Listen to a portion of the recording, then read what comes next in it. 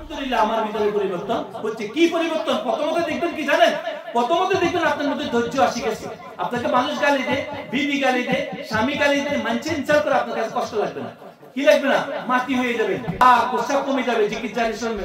তারপরে আপনার যে কোনো কাজ করতে গেলে এটা হালাল না হারাম আপনার মাথার মধ্যে আল্লাহ পাক একটা আইডিয়া দিয়ে দিবে। সাইয়্যিদিনা কারীমুন সাল্লাল্লাহু আলাইহি ওয়াসাল্লাম। আপনার ভিতরে যদি এটা আসে যে মানুষের সামনে বসছি, এখন এক রকমের ভয়, ঘরে যাওয়ার পরে ওযুবিন শুয়ে গেলেন, দুরূদ শরীফও পড়লেন না, জিকিরও করলেন না, কোরআন তেলাওয়াতও করলেন না, যাই নিজের মতো করে শুয়ে গেলেন গা, বিছনা পড়ে গেলেন গা, নিজের সবকিছু করতেছেন, কিন্তু রাসূলের সামনে দুইবার দুরূদ শরীফ পড়তে কষ্ট হয়, দুই রাকাত তাহাজ্জুদ গুজারিতে নামাজ পড়তে কষ্ট হয়, নিজের অন্যান্য কাজগুলো করতে কষ্ট হয়। যখন ঘরে সারা আরামসে বসে থাকেন, মসজিদে যাওয়ার সময় যদি যান একদম সুন্দর করে যাইতেছেন, যেন মানুষ আমাকে নামাজি বলে, কিন্তু ঘরে থাকলে কোনো খবর থাকে না, সেখানে কি আমার আল্লাহ নাই?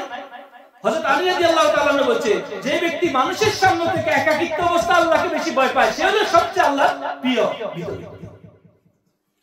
কারণ সমাজ আপনাকে ভালো বলবে এই আশা করবে না, সমাজ আপনাকে ভালো পীর বলবে, ভালো আলেম বলবে, ভালো মানুষ বলবে, ভালো নামাজ, এটা বলবে না।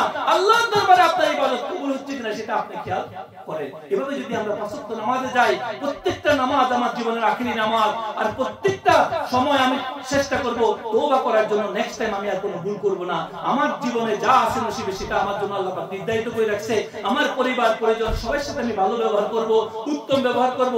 এভাবে যদি চেষ্টা করেন, এখনো সময় আছে। আল্লাহ জিকির করার পদ্ধতি আমরা আগে বাতাই দিছি, প্রত্যেক মাহফিলে আপনাদেরকে বাতাই দিছি। নামাজের পরে পরে বসে বসে চেষ্টা করবেন আল্লাহু জিকিরটাকে এই কলমের মধ্যে খেয়াল করি, নিঃশ্বাস বন্ধ করি, বেশি বেশি করে 300 500 700 আপনারা জিকির করেন প্রতি নামাজের পরে। যারা অনেকে আছে আমাদের জানা মতে 1500 বা 2000 বার জিকির করে, তো করার পরে দেখা যায় তার ভিতরে অটোমেটিক্যালি একটা চেঞ্জ আসছে। আপনি নিজেও চেঞ্জ পাবেন। আপনি যখন কোনো আওয়াজের লগে দেখেন না, গাড়ি চলতেছেন, আওয়াজ হচ্ছে বাইরে, আওয়াজ হয় না, আওয়াজের লগে কি করেন, ঠোঁটটা উপরে দিয়ে তুলি আল্লাহটা খেয়াল করেন, আল্লাহ আল্লাহ আল্লাহ আল্লাহ। আমাদের হার্টবিট গুলো হয় না, টিক টিক টিক টিক করে হার্টবিট হয়, ওটার সাথে আল্লাহ আল্লাহ আল্লাহ শুনতে থাকেন। এই কানটাকে সবসময় আল্লাহ আল্লাহ জিকিরের সাথে লাগিয়ে দেন। হুজুর গায়েদিন বলে, কথা কম বলবেন মানুষের সাথে, আল্লাহর কথা বলবেন, কিন্তু যত দুনিয়াবি কথা বলে মশগুল হবেন তত আল্লাহকে ভুলে যাবেন।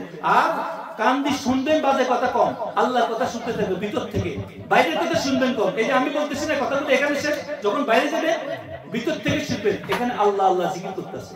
যে আপনার ভিতরে যে অংশগুলো আছে, টুকরাগুলো আছে, ইনসান মখলুকগুলো আছে, এগুলা কি করতেছে?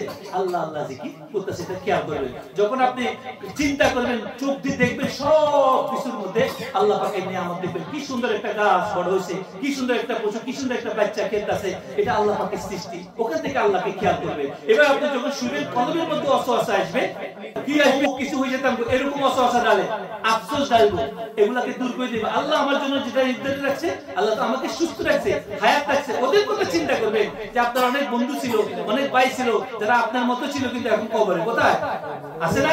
আমাদের মতো বহু ভাই বন্ধু ছিল না, কোথায়? কবরে না? আমি তো এখনো আছি, মাপ চাওয়ার মতো সুযোগ দিচ্ছে, তাই না? আমার মতো এখনো অনেক আছে যে কথা বলতে পারতেছে না। ওদের কথা চিন্তা করবেন। আপনার থেকে নিচে কলবকে সবসময় অসত্য পারছেন। এই কয়টা জিনিস খেয়াল রাখেন। আপনার গলা বন্ধ করেন, শুনেন বেশি আল্লাহু আল্লাহ জিকির, আর চোখ দিয়ে যা দেখবেন নিয়ামত আল্লাহ শুকরগুজার হিসেবে দেখেন। আর দিনের মধ্যে ওয়াসওয়াসা বন্ধ করেন, আর প্রতি মুহূর্তে আল্লাহু আল্লাহ জিকির করেন, নামাজগুলো সঠিকভাবে করেন। ইনশাআল্লাহ দেখবেন আপনি নিজে, আমাদের কাছে যারা শুনতেছেন তারা আমাদেরকে বলবেন, আপনি একদিন মাসে ভাবে জিকির করে আসেন, তো একদিন আসে নিজে বলবেন যে আলহামদুলিল্লাহ আমার ভিতরে পরিবর্তন হচ্ছে। কি পরিবর্তন? প্রথমত দেখবেন কি জানেন? প্রথমত দেখবেন আপনার মধ্যে ধৈর্য আসি গেছে। আপনাকে মানুষ গালি দেয়, বিবি গালি দেয়, স্বামী গালি দেয়, মানছে ইনসাল্ট করে, আপনার কাছে কষ্ট লাগবে না। কি লাগবে না? মাটি হয়ে যাবে, প্রস্রাব কমে যাবে জিকির জারি শুনবেন। তারপরে আপনার যে কোনো কাজ করতে গেলে এটা হালাল না হারাম আপনার মাথার মধ্যে আল্লাহ পাক একটা আইডিয়া দিয়ে দিবে, একটা গাড়ি দিবে। এরপরে পরিবার পরিজন সবাই আপনার সাথে ভালো ব্যবহার করবে। তখন প্রথমে একটু জ্বালাবে, তারপরে ভালো ব্যবহার করবে ইনশাআল্লাহ। আর আপনি যে কোনো কাজে অল্প কামাবেন, অল্পের মধ্যে বরকত আসি যাবে। এখন আপনি 1000 কামান, বরকত নাই, তখন অল্পের মধ্যে আল্লাহ বরকত দিয়ে দিবে।